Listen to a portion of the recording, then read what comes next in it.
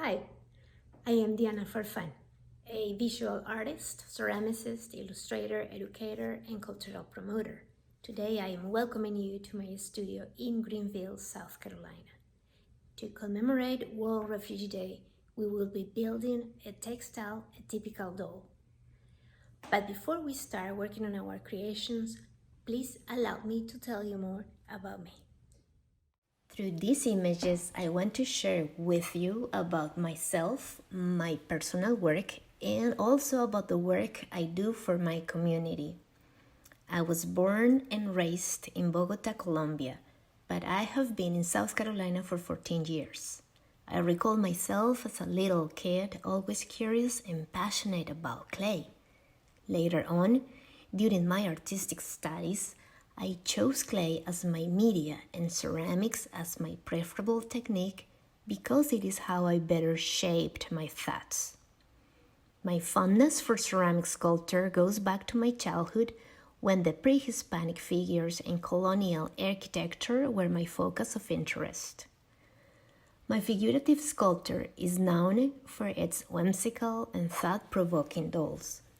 It is very important for me to give a narrative, tell a story, and carry a message through my pieces. I use popular child icons such as puppets and toys to create dramatic poetic narratives about social and political issues, but covered with a layer of humor. For several years, I have enjoyed helping Latino artists make their voices louder and stronger in my state. We are all immigrants, and some are refugees too. Our mutual desire is to build a better world through art, and our hope to contribute to a society of acceptance, tolerance, and inclusiveness. Besides clay, I have worked with other materials like plexiglass, steel, wood, and now textile and fabric, and made pieces with other techniques like painting, drawing, collage, and mixed media. As an advocate for animal welfare and the natural environment, I also support local organizations by increasing awareness of humane education through the arts. More recently, my pieces express my concern for a humane connection with our ecosystem and my desire to educate about environmental care, animal awareness, and smart decisions for a healthier planet. You can also learn more about my work at www.dianafarfan.com. Let's start the sketching.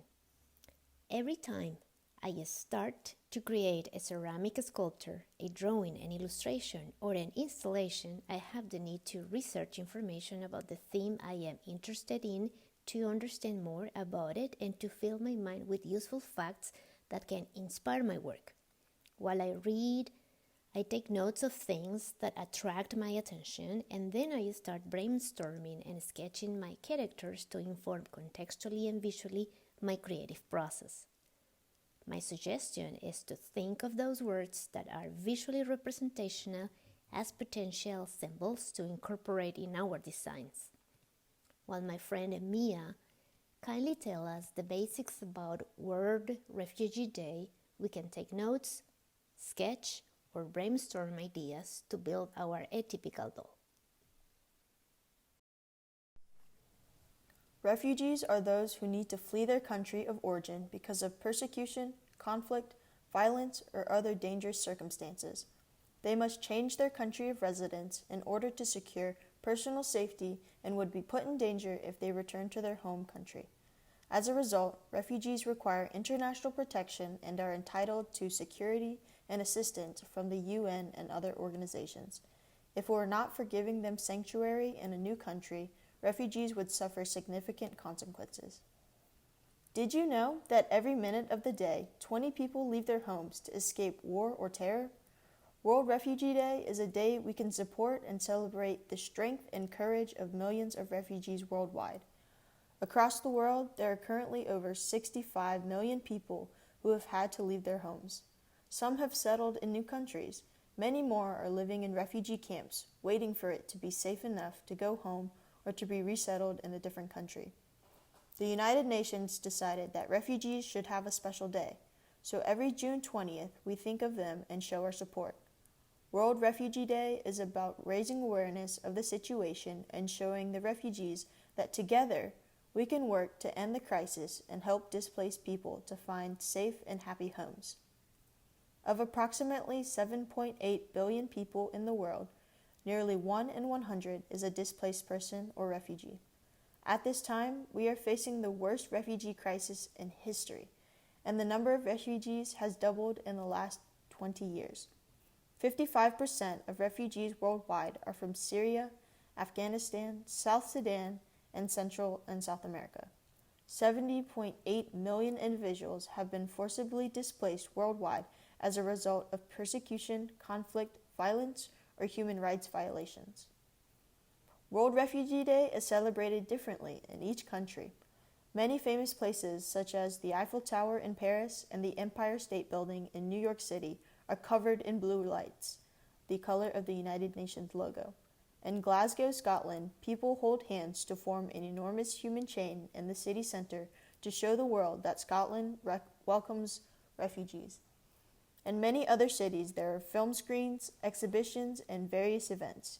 Here at Richland Library, we are creating Atypical dolls to encourage our community to think about the lives of refugees and the universal human right to a secure home. To help, you can take this workshop as an opportunity and moment in time to communicate with the world about your care for global refugees and why you think they require protection. With our Atypical dolls, we can celebrate refugees' contributions by showing them empathy and understanding their struggles and resilience to build a bright future. Make your Atypical doll and share a picture on Instagram with #WithRefugees or in Spanish, #ConLosRefugiados. Materials. There are tools made specifically for this type of craft, but I'm using the ones that I have handy at my studio. Doll making is a beautiful art form, and I would like to suggest that you find out what other artists have created in 3D textile dolls. There are super talented fabric artists whose art pieces you can learn from. I would like also to encourage you to recycle, repurpose, and reuse all textile dolls, toys, dresses, backpacks, gloves, buttons, photographs, or other interesting objects to build yours. Remember, these will be expressive, atypical dolls. So here is the list of the materials you're gonna need. Pencil, sketchbook, scissors, needle, colored threads, preferable nylon thread because it's more resistant, markers or chalk, ruler or tape measure, fabrics any kind. Felt is the most common to build dolls and toys, but you can use any other. I personally like to recycle, reuse, repurpose. I have made toys with parts of old dolls. Thin cardboard or craft cardboard, one easy to cut and fold to make our templates. Craft glue, my preferred brand is Well Bond, but you can use another brand. Just make sure it dries crystal clear.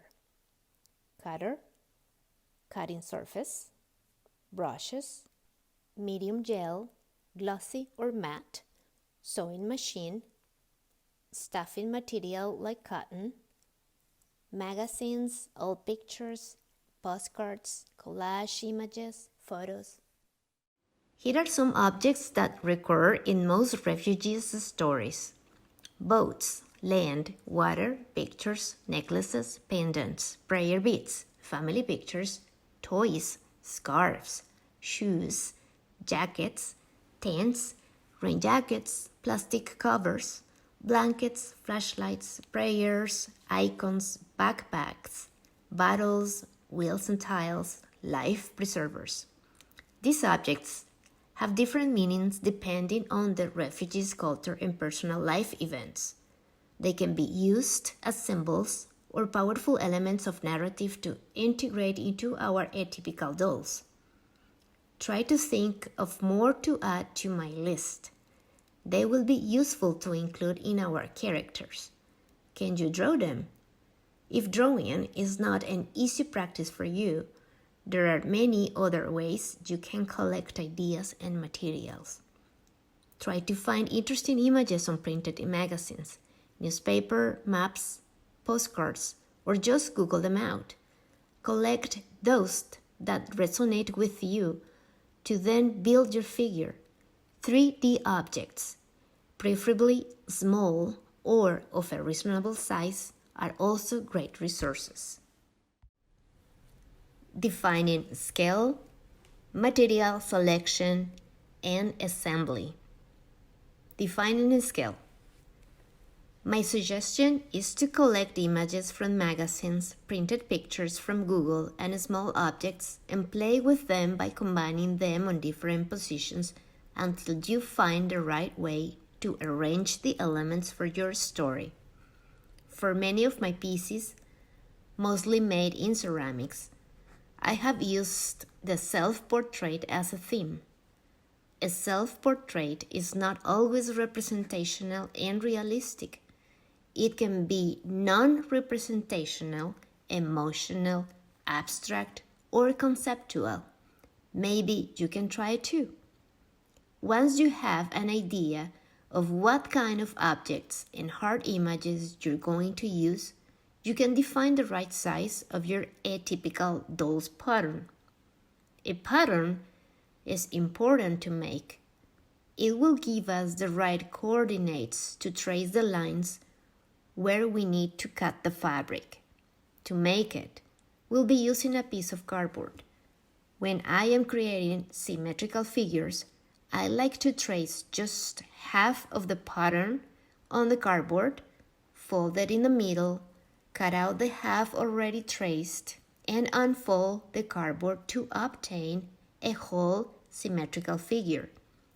If you don't have craft cardboard, try poster paper or the paper from old folders. When designing a template, it is very important to take into account the space of stitching that is at least 5 millimeters on each side, which is called the tolerance space. So, remember to make narrow and small parts wide enough. Material selection. You will need to find a piece of fabric long enough to cover front and back of your pattern. Fold your fabric in half. Use a pen, pencil, or marker to trace your pattern. Make sure that the ink doesn't go through. Use some pens to keep both sides together while you are in the process of cutting. Assemble. Attach the small parts that you had previously selected by hand or machine. If you are using paper images like photos and postcards, they must have been pre-hardened with a couple of layers with medium gel. They will look laminated, but will be more resistant to sewing by machine or by hand. Start on the face and gradually attach the rest, moving toward the feet. You can also attach the frontal parts with glue at the end of the process.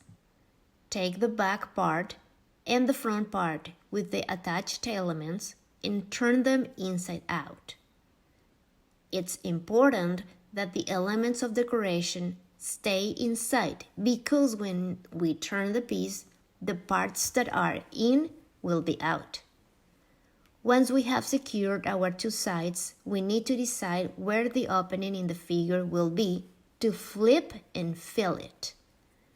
My suggestion is to leave the space between the legs because it's a small and hidden area and is the perfect size to turn and fill.